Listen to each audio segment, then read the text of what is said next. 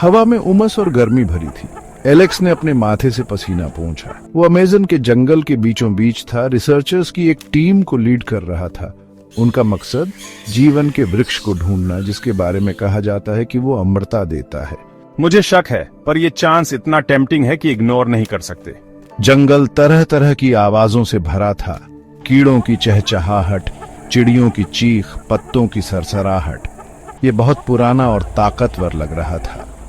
Team घने जंगल में एक साथ आगे बढ़ रही थी। वो पेड़ पौधों को काटने के लिए कुल्हाड़ी लिए हुए थे। उनके पास अपनी खोज दर्ज करने के लिए लेटेस्ट इक्विपमेंट भी थे। मैंने बरसों से इस पल का सपना देखा है। ये एक्सपेडिशन मेरी जिंदगी भर की मेहनत का नतीजा है। दिन हफ्तों में बदल गए। जंगल ने उनकी परीक्षा ली। दम घोंटू गर्मी, बेरहम कीड़े। टीम का शुरुआती जोश कम होने लगा। वो बुड़बुड़ाने लगे, हम अभी हार नहीं मान सकते, अपने प्राइज मिलने तक नहीं। एक सुबह उन्हें कुछ अजीब सा मिला। बड़े अमानवीय पैरों के निशान कीचड़ भरे रास्ते पर थे। वो ऐसे थे जैसे उन्होंने पहले कभी नहीं देखे थे। निशान बहुत चौड़े थे, उंगलियां बहुत लंबी। एलेक्स की रीढ़ में सिहरन दौड़ गई। उसे बेचैनी महसूस हुई। ये क्या है? माया, टीम की जूलॉजिस्ट ने फुसफुसाते हुए कहा। उसकी आवाज कांप रही थी। पेड्रो, उनका लोकल गाइड, बस अपना सर हिला रहा था। उसका चेहरा उदास था। ये कोई जानवर नहीं है जो मुझे पता हो। ये बुरा है, बहुत बुरा। उस रात हवा में डर छाया हुआ था। टीम पास पास बैठी थी। उनकी फुसफुसाहट घने जंगल के सन्नाटे में दब गई थी। नींद एक दूर का सपना थी। उनकी आंखें खून जमा देने वाली चीख से खुली। ये मार्कोस था, टीम का डॉक्टर। वो नदी के किनारे मरा पड़ा था। उसकी आंखें आसमान को घूर रही थीं। उसकी गर्दन पर अजीब से निशान थे, गहरे पंजों जैसे खरोंच। टीम दहशत में आ गई। वो अब सिर्फ एक्सप्लोरर्स नहीं थे, वो शिकार बन गए थे। जंगल अब अलग लग रहा था, खतरनाक। पत्तों की हर सरसराहट से उनकी रीढ़ में सिहरन दौड़ जाती थी। पेड्रो ने टीम को इकट्ठा किया। उसका चेहरा चिंता से भरा हुआ था। उसने एक प्राचीन कहानी सुनाई, परछाई जनजाति की कहानी। ये जंगल के रक्षक हैं, शापित लोग, हमेशा के लिए परछाई में फंसे हुए। कहानी के अनुसार जनजाति ने जंगल की आत्माओं को नाराज कर दिया था। उनकी सजा थी हमेशा के लिए परछाई में भटकते रहना। वो अपनी यातना से मुक्ति चाहते थे। कहानी के अनुसार इससे बचने का एक ही रास्ता था, बलिदान, मानव बलिदान। एलेक्स ध्यान से सुन रहा था। वो साइंस का आदमी था, लेकिन जंगल किसी के भी बिलीफ्स को हिला सकता था। पैरों के निशान, मार्कोस की मौत, कहानी, ये सब मिलकर एक डरावनी तस्वीर बना रहे थे। हवा में डर छाया हुआ था। टीम के हौसले पस्त थे। वो एक बुरे सपने में फंस गए थे। कहानी के जीवों द्वारा शिकार किए जा रहे थे। कुछ दिनों बाद उन्हें एक ऐसा नजारा दिखा जिससे उनकी रीढ़ में सिहरन दौड़ गई। एक मंदिर जंगल में दबा हुआ। उसकी टूटती दीवारों पर बेलें और लताएं छरही हुई थीं। उसका पत्थर का मुखौटा काई से ढका हुआ था। जैसे जैसे वो पास आते गए, हवा ठंडी होती गई। जंगल पर एक अप्राकृतिक सन्नाटा छा गया। ये है वो परछाई का मंदिर। वो सावधानी से अंदर गए। अंदर की हवा बांसी और भारी थी। दीवारों पर अजीब से निशान थे, प्राचीन लेख जिनका अर्थ समय के साथ खो गया था। एलेक्स को यहां किसी की मौजूदगी महसूस हुई, कुछ अंधेरा और देखने वाला। जैसे जैसे वो अंदर जाते गए, उन्हें एक कमरा मिला। वो ठंडा और नम था। हवा में सड़न की गंध भरी हुई थी। बीच में एक पत्थर की वेदी थी जिस पर खौफनाक लाल रंग के धब्बे थे। इस नजारे से एलेक्स को जी मिचलाने लगा। उसने दीवार पर बने प्राचीन निशानों पर अपनी उंगलियां फेरी। वो एक अजीब सी ऊर्जा से धड़कते हुए लग रहे थे। ये जगह, ये बुरी है।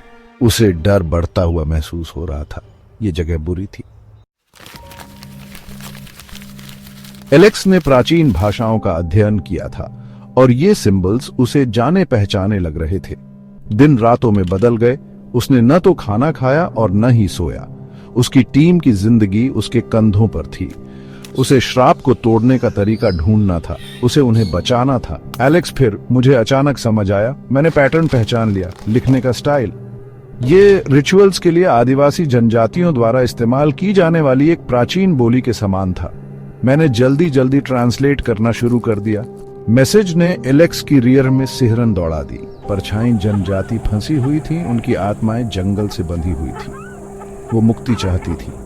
श्राप को तोड़ने का एक ही तरीका था, एक दुर्लभ फूल का बलिदान, जीवन के वृक्ष का फूल। एलेक्स आयरनी समझ गया था। वो जीवन के वृक्ष की तलाश में आया था, अमृता की उम्मीद में। अब उसे उसका फूल चढ़ाना था, अनंत जीवन के लिए नहीं बल्कि प्राचीन प्राणियों को खुश करने के लिए। इंस्क्रिप्शन ने मुझे लोकेशन बताई, जंगल के अंदर एक छिपा हुआ बगीचा। वो पेड्रो के साथ चल पड़ा। उनकी आंखें परछाई में घबराहट से इधर उधर देख रही थीं। बगीचा एक अलौकिक प्रकाश में नहाया हुआ था और वहां वो खड़ा था, जीवन का वृक्ष। वो एक अलौकिक ऊर्जा से धड़क रहा था। उसका फूल एक चमकदार सफेद मंद रोशनी में चमकता हुआ प्रतीत हो रहा था। एलेक्स, सावधान रहना। जैसे ही एलेक्स ने फूल तोड़ने के लिए हाथ बढ़ाया, एक खून जमा देने वाली चीख हवा में गूंज उठी। परछाई उन पर छा गई। परछाई जनजाति अपना हक लेने आ गई थी। जीव बहुत ही भयानक थे। उनकी आंखें एक बुरी रोशनी से चमक रही थीं। उनके पंजे जहर से टपक रहे थे। वो एक अप्राकृतिक गति से चल रहे थे, एलेक्स और पेड्रो को घेर रहे थे। बस हो गया।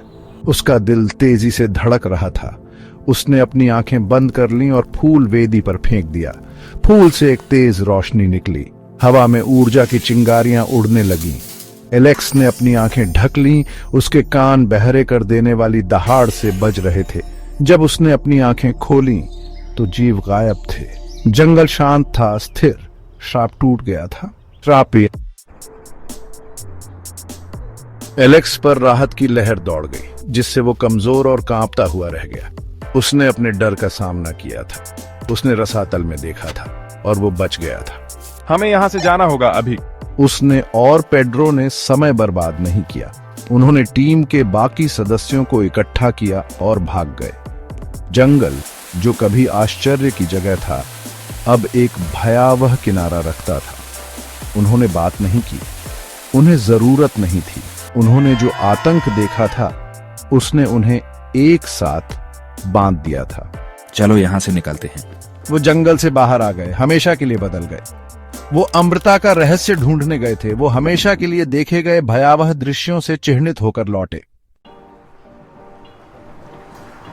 सभ्यता में वापस आकर एलेक्स ने अमेज़न की भयावहता को भुलाने की कोशिश की, लेकिन जंगल उसके साथ रहा।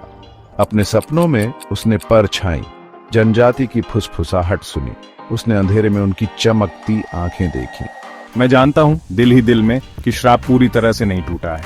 वो अभी भी है, सुप्त लेकिन नष्ट नहीं हुआ है। ये एक ऐसा रहस्य था जो वो अपने साथ रखेगा। दुनिया की सतह के नीचे छिपे अंधेरे की एक भयावह याद। अमेज़न अभी भी उसे बुला रहा था, लेकिन खोज के आकर्षण से नहीं। अब वो प्राचीन श्रापों और निषिद्ध ज्ञान की कीमत की फुसफुसाहट करता था। और एलेक्स, हमेशा के लिए परछाई से प्रेतबाधित, जानता था कि कुछ रहस्य दफन ही रहने चाहिए।